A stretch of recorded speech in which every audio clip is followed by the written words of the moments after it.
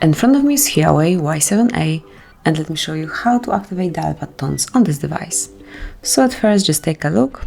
As you can hear, currently you cannot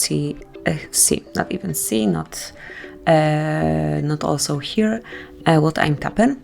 But then you can open the settings, then go to sounds and vibration, pick more sound settings, and here you will notice keypad tones, so smoothly marked, and you have two options, so you can choose either default sound.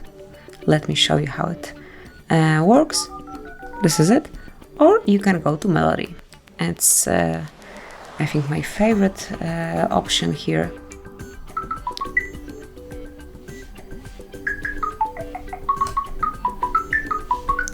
And this is it. Now you can use those tones, and once you enter any number, any digit, this tone will be heard. And this is it. That will be all. Thank you for watching. Please subscribe our channel and leave the thumbs up.